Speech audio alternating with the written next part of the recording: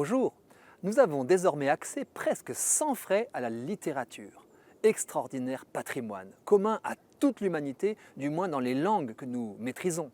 Comment s'ennuyer quand tant de portes sont ouvertes vers des mondes imaginaires? L'écrit offre ce patrimoine à nos yeux. Mon propos est ici de nous inciter à le faire découvrir à nos oreilles. La lecture à haute voix est plus lente, exigeante, mais ce qu'elle révèle des mots récompense l'effort. Écouter la littérature nous inscrit dans la longue tradition orale dont elle a émergé avec l'écriture puis l'imprimerie. L'enrichissement de l'oral par rapport à l'écrit est indéniable pour la poésie. Même si sa lecture chante déjà dans nos têtes, c'est à l'oral qu'elle donne tout son sel. La poésie exprime mieux que la simple prose la palette de nos émotions et aussi notre soif d'absolu, à condition d'être interprétée, comme au théâtre. Et rien de tel pour raconter que de versifier avec Shakespeare, Racine et même Molière. L'humanité est en quête de sons harmonieux, de mots qui entrent en résonance et aussi de mystères. Verlaine l'a exprimé selon les recherches propres à son époque, de la musique avant toute chose, et pour cela préfère l'impair, plus vague et plus soluble dans l'air, sans rien en lui qui pèse ou qui pose. Le poète magnifie la musique et le rythme des mots.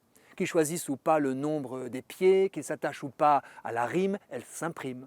La poésie a l'avantage de nous tirer vers le haut sans nous couper de nos sens. Elle fait le pont entre la terre et le ciel. Certaines proses semblent bien froides et cérébrales face aux vers qui caressent les étoiles. Le langage poétique apporte un supplément d'âme. On s'en souvient plus facilement car la musique est une clé d'accès aux zones de mémorisation de notre cerveau. Elle est aussi un précieux atout pour nourrir la mémoire collective.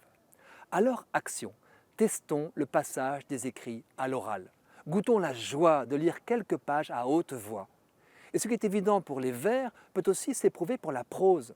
Je n'insiste pas sur ce qu'apporte l'écoute des textes sacrés, mais les œuvres profanes ne sont pas en reste. Il faut qu'elles sonnent pour qu'elles résonnent, et parfois qu'elles tonnent. Gustave Flaubert retravaillait beaucoup sa langue. Il ajustait le choix des mots pour éviter la lettre dissonante, obtenir une sonorité propice à l'émotion à transmettre.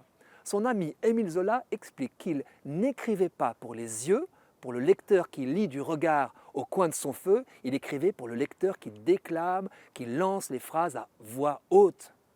Car Flaubert en effet testait tout haut sa prose dans son vestibule pour vérifier son rythme et sa musique. Zola va jusqu'à affirmer « on ne connaît pas le style de Flaubert si l'on n'a pas gueulé comme lui ses phrases ». Quant à nous, choisissons à notre tour un beau texte, fait pour les oreilles, et lisons-le, chantons-le même si le cœur nous en dit, et aussi partageons-le, car seul l'oral permet le partage d'un écrit. J'ai aimé pour cela le mouvement des veilleurs. Ils nous ont offert le plaisir de redécouvrir ensemble de grands textes en pleine rue, d'en goûter la force et d'en tirer des appels à agir pour le bien commun. Car c'est encore par oral que nous sommes appelés.